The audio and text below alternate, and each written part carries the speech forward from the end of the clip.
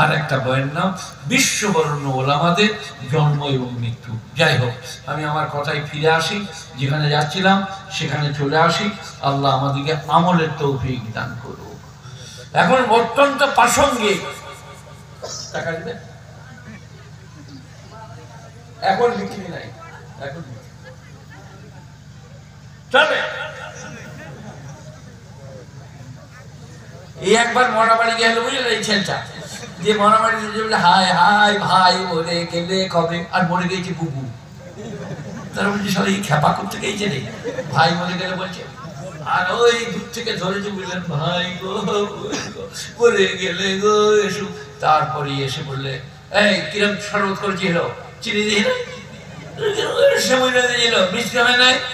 এটা মেয়েদের, এখানকার মেয়েদের নয়, অন্য জায়গা। এখানে আমাকে যা খাওয়াইছে মেয়েদিকে আমি কিছু বলতে পারবো না, মাফ করে দাও বলতে হবে। দিয়ে আমি মার খাবো, তুমি দেখবে। হ্যাঁ, এই যেটা বলছি এটা শোনো, এখন অত্যন্ত প্রাসঙ্গিক। মা বাপকে বৃদ্ধাশ্রমে রাখতে হচ্ছে। প্রাসঙ্গিক মানে বুঝছেন, খুব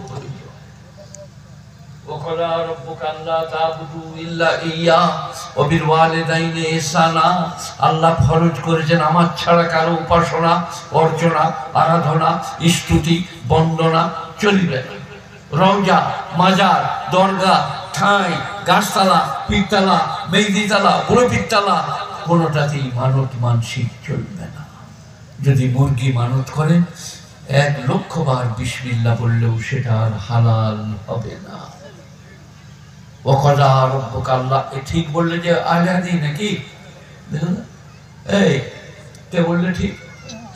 তুমি আহলে হাদিস? ওর জানাই ঠিক লেগেছে মশলাটা ভাই।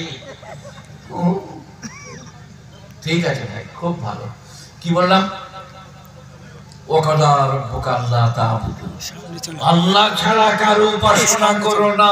পার্সোনালি প্রপার্টি, এটা আল্লাহ ছাড়া কারো সামনে নামানো যাবে না। স্ত্রী স্বামীর সব শুনবে, কিন্তু স্বামীর কাছে মাথাটা নামাবে না। আল্লাহর নবী বলছেন যে আমি মানুষকে বলতাম স্ত্রী দিকে তোমরা সেজদা করো স্বামীকে, যদি বৈধ হতো, কিন্তু জায়েজ না। মিশকাত শরীফ 2য় খণ্ড। গুণীজনেরা, জ্ঞানীজনেরা, নেই নিষ্ঠবানেরা, শিরক, বেদাত, কুফরি, মেলা খেলা, আপনার দিকে যাত্রা, থিয়েটার, লোটো, আলকাপ, সার্কাস একটাও চলবে না। সবাই বলেন বাপ মাকে শ্রদ্ধা করবো, বলুন ইনশাআল্লাহ। ও স্ত্রী কি বলছে জানি না, স্ত্রী I love you come here my dear হয়ে গেল, কিন্তু মা বাপ ওরে বাপরে বিরাট নিয়ামত। আল্লাহ বলছেন তাদেরকে ধুমকা ধুমকি করো না, তাদের ব্যবহারে বিরক্ত হইও না। কোরআন শরীফ 15 পারা, সূরা বনী ইসরাঈল 4th রুকু।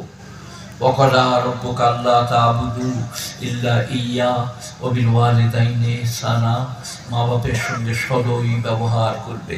ইম্মা ইয়াবলুগান্না ইনদাকাল কিবারা আহাদুহুমা আও কিলাহুমা ফালা তাকুল লাহুমা উফফিন ওয়া লা তানহারহুমা, মা বাপ দুজনা অথবা একজনা যদি বার্ধক্যে পৌঁছে যায়, তাদের ব্যবহারে ওহ করো না, আর তাদেরকে ধমকা ধমকি করো না। যাদের সঙ্গে আপনার লেনদেন নাই, তাদের বাড়িতে খেয়ে চলে এসছে, বলে আপার কোথা খেলে গো, ওদের ছেলে দিয়েছিল খেতে, বলুন ওদের সঙ্গে আমাদের লেনদেন নাই, আমরা খাই না, তুমি খেয়ে চলে এলে, এসব বলো না।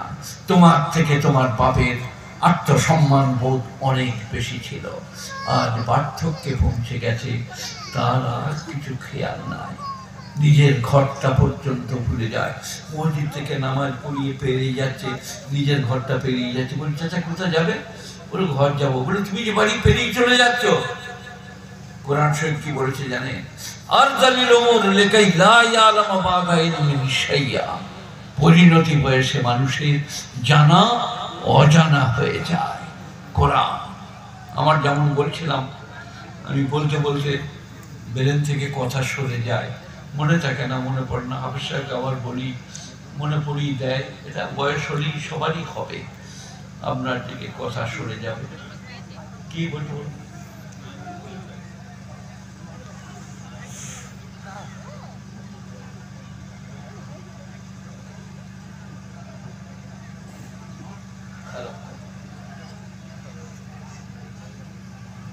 আপনারা কেউ নামাজ পড়বেন না, খালি মেলা যাবেন, এরা বলছে ও দেখো আবার ঠিক আছে বলছে।